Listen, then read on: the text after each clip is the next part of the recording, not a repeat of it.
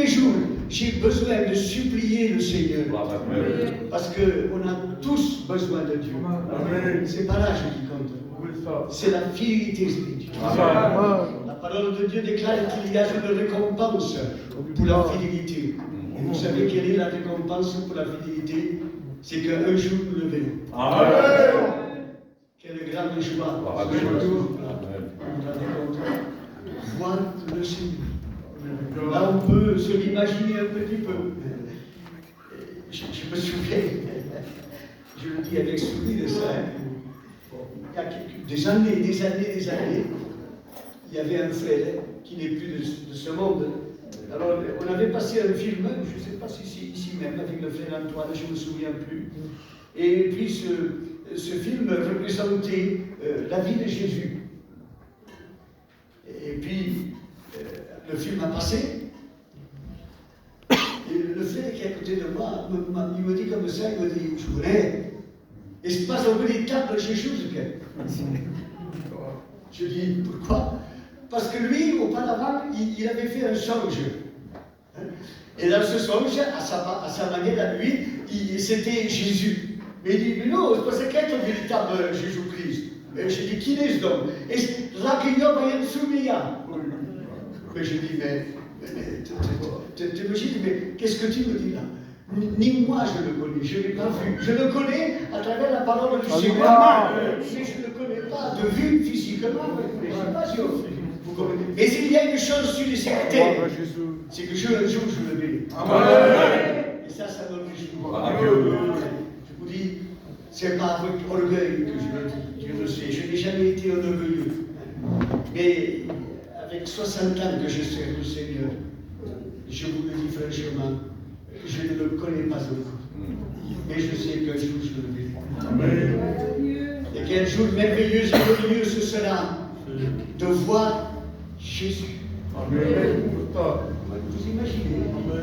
Je ne sais pas si vous en tous, vous sentez comme, ça me fait quelque chose de savoir qu'un jour je le verrai, je le contemplerai. Je pourrais lui poser des questions. C'est sûr. Ce que je ne comprends pas ici-bas sur cette terre, eh bien, dans l'au-delà, lorsque je serai avec lui, je pourrais dire, Seigneur, mais perché ciò? Perché ciò? Perché ciò? Perché ciò? Le Seigneur dit, ascolta, je voulais t'arrêter. Si je l'ai fait, eh bien, je n'ai pas de compte à te rendre. Je fais ce que je veux. Amen. Que le Seigneur soit béni. Alors, ce n'est pas le thème de ma prédication ce soir, parce que nous allons parler de thème très important. On parle de la vie de l'Église, je dis bien, de la vie de l'Église. Je vous ai dit il y a quelques instants, quelques paroles simplement, que Jésus revient. Amen. Et ce n'est pas simplement, il ne suffit pas simplement de dire que Jésus revient, mais il faut le croire. Vous comprenez? Il faut le croire, le grec, que lorsque le Seigneur reviendra, et que je partirai avec lui. Sinon, à quoi ça me servirait, vous savez, d'avoir servi le Seigneur pendant 60 ans, et qu'au bout de ces 60 ans, le Seigneur revient et je reste sur terre. J'aurais perdu mon temps, mais je veux, moi, être fidèle avec Dieu. Je vais servir le Seigneur, je ne sais pas encore combien de temps. 1 an, 2 ans, 3 ans, 10 ans, j'en sais rien. Mais à la grâce et à la volonté du Seigneur.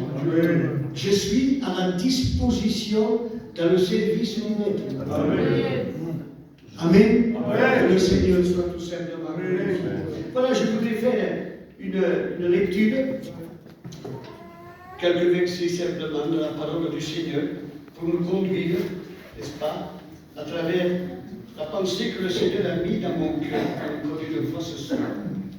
Ça se trouve dans le premier livre des Thessaloniciens, chapitre 4 du premier verset. Pour ceux qui n'ont pas de Bible, vous écoutez, et ceux qui ont une Bible, vous pouvez suivre avec moi la lecture de la parole du Seigneur. Voyez ce qu'il est dit. Au reste, frères, cette lettre n'est pas dirigée, n'est-ce pas, pour les inconvertis, mais pour les gens de l'Église, de l'âme de l'Église. Et il dit, au reste, frères, puisque vous avez appris de nous comment vous devez vous conduire et plaire à Dieu, et que c'est là ce que vous faites, nous vous prions et nous vous conjurons au nom du Seigneur Jésus de marcher de progrès en progrès. Amen. Amen. Cette lettre n'a pas été simplement écrite que par l'apôtre Paul, mais il y avait deux compagnons avec lui. C'est pas deux hommes qui l'accompagnaient, qui étaient ses fidèles compagnons. Il y avait un dénommé serviteur de Dieu qui s'appelait Sylvain, et puis le jeune Timothée, un jeune garçon que l'apôtre Paul avait tout simplement amené au Seigneur. Et tous les trois ensemble, d'un commun accord, avec la même pensée, la même idée, ils ont envoyé une lettre circulaire, c'est-à-dire qu'une lettre circulaire signifie qu'ils l'ont envoyée un peu partout dans toutes les églises. Et je pense que plus que jamais, eh bien, il est nécessaire que nous, les serviteurs de Dieu, où que nous allions, où que nous soyons, où que nous puissions prêcher, nous devons tout simplement dire à l'Église, aux églises, que Jésus revient. Amen. Jésus revient. Amen. Jésus revient. Amen. Je ne sais pas quand. Moi, je voudrais que ce soit ce soir. Pendant que je prêche la parole du Seigneur, et puis que tout d'un coup, ce serait quelque chose de merveilleux. Mais laissons la volonté du Seigneur sur notre tout simplement. Et alors, ce soir, il est question là d'une conduite de progrès que nous devons faire. Parce que vous ne devez pas croire, frères et sœurs et amis, s'il y en a au milieu de nous. Quand je dis amis, mais ce sont encore des personnes qui ne se sont pas engagées avec le Seigneur. Eh bien, tout simplement, de dire que l'Église est appelée à progresser, à aller à l'avant, de marcher de progrès tout simplement en progrès. Et c'est ce que l'apôtre, avec son temps, n'est-ce pas, eh bien, il disait à l'Église des Thessaloniciens eh bien, de marcher de progrès en progrès. Amen. Et Paul dit ceci, n'est-ce pas, et je sais que c'est ce que vous faites. C'est personnel, ça. Moi, je ne peux pas décider pour Rico, ni Rico pour moi, ni pour aucun des frères. C'est personnel.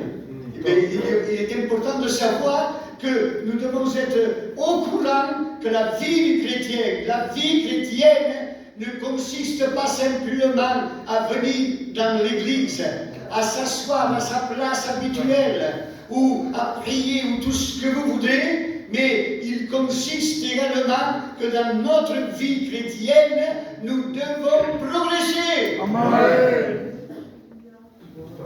Vous savez, il y a quelques temps en arrière, il y a quelques années, je pense, avec 60 ans, j'allais prêcher des messages, croyez-moi. J'avais prêché j'avais donné une allusion sur que peut être un chrétien. Il peut être à deux faces, le chrétien. La première face, c'est le chrétien crâne. Franquette, si vous voulez. C'est ce que c'est, une franquette. Vous voyez, vous savez, le crâne, il a cette habitude, il a cette fausse illusion de nous donner à nous, que nous l'avons, que nous regardons, de marcher et d'aller à l'avant. Mais où se passe? C'est pas vrai. Si vous ne le savez pas, demain, vous allez au poissonnier, vous achetez un crabe, vous le mettez au sol, et puis vous le regardez, et vous avancez la main, et vous verrez, c'est sûr, il va bouger. Mais il a un semblant, tout simplement, de quoi? D'avancer. Mais c'est faux. Il recule. Il recule. Il recule. Et c'est une façon de donner à croire qu'il marche à l'avant, mais c'est le contraire. Et puis j'avais dit dans la prédication qu'il y a le deuxième chrétien qui est le saumon. Un poisson. C'est ce que c'est. Eh bien, le saumon, lui, c'est pas pareil. Le saumon, il va toujours de l'avant. Amen. Toujours de l'avant. Toujours de l'avant. Il ne reculera jamais, le saumon. Jamais. Il va toujours en avant. Eh bien, mes frères et mes sœurs, ce soir, au nom de Jésus de Nazareth, je vous demande que nous ne soyons aucune ressemblance avec ce crabe qui nous donne une fausse illusion qu'il va en avançant, mais soyons des saumons. Amen. Toujours aller tout simplement à l'avant. La vie chrétienne, je vous ai dit, est une vie de progrès. Béni soit l'homme et béni soit la femme, au nom du Seigneur Jésus. Amen. Que dans sa vie, eh bien, il est conscient que sa vie est une vie tout simplement de progrès. Amen. Ne nous contentons pas simplement. C'est bien d'être fidèle aux réunions, c'est bien. Gloire à Dieu et merci au Seigneur pour de telles personnes, des frères et sœurs, qui tout simplement eh bien, sont dans cet état-là. Mais allons plus loin avec le Seigneur. Allons toujours plus loin, tout simplement avec Dieu. Parce que la vie chrétienne est une vie d'étapes à franchir. Il faut toujours monter. Il faut toujours aller là-bas. Vous savez, hier, j'étais en train de méditer et je disais que en Israël, à Jérusalem surtout, il y a le temple. À l'époque, il y avait le temple. Hein. Et puis le temple était situé tout à fait au sommet, à un sommet. Et dans ce temple, les Juifs savaient quoi? Qu'il y avait la présence du Seigneur. Ils allaient là, ils priaient, ils adoraient Dieu. Mais pour y aller, il fallait, eh bien, tout simplement franchir des étapes, des marches, s'il vous plaît. Je ne sais pas combien il y en a, hein, mais il y en avait plusieurs et plusieurs et plusieurs. Et les Juifs, ils franchissaient ces étapes et ils arrivaient après tout à fait en haut, parce qu'ils savaient qu'en haut, il y avait la présence de Dieu. Amen. Et bien, dans notre vie chrétienne, nous devons savoir une chose, c'est que plus nous franchirons des étapes spirituelles, et bien plus nous nous approcherons de Dieu. Amen. C'est ça qui est important, de savoir tout simplement que plus nous avançons, plus nous nous approchons tout simplement du Seigneur. Regardez, vous savez, dans le livre d'Ézéchiel, eh bien, il y a cette image merveilleuse d'un homme qui doit être un peu notre ressemblance, qu'il soit plutôt. Eh bien, c'est Ézéchiel. Dieu avait pour Ézéchiel tout simplement des bénédictions futures à venir. Dieu avait à promettre des bénédictions futures pour venir. Et vous savez comment s'y est pris Dieu? Parce qu'il y a plusieurs méthodes, Dieu. Comprenez? Plusieurs méthodes.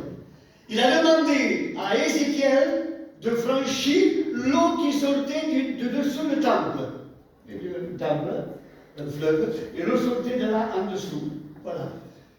Et puis lorsque il a été là, au bord du rivage, Dieu lui a dit, Ézéchiel avance, vas-y. Et il a dû franchir plusieurs étapes. Et ce n'est que lorsqu'il a franchi ces étapes-là, comme Dieu lui avait tout simplement demandé de franchir, eh bien, c'est là que Dieu a répandu sa bénédiction. Amen. À partir de ce moment-là que les étapes ont été franchies par un seul homme, eh bien, Dieu a envoyé la bénédiction pour Israël. Amen. Église, franchissons tout simplement les étapes. Franchissons-les pour aller plus loin avec le Seigneur. Vous savez, simplement pas pour moi, mais je dois aussi franchir les étapes pour mon frère, pour le frère, pour l'Église. C'est ça aussi. Parce que plus nous progressons, et surtout le serviteur de Dieu, je ne doute pas que le frère il progresse, c'est pas ça que je veux dire, mais tout simplement de dire que plus le pasteur progresse, plus l'Église veut progresser. Vous comprenez? C'est facile ça de comprendre. Il ne faut pas aller à l'école de celle-ci pour le savoir. Eh bien, c'est ainsi que ça doit être tout simplement. Malheureusement, j'ai connu, moi, dans mon ministère, j'ai fait plusieurs églises, presque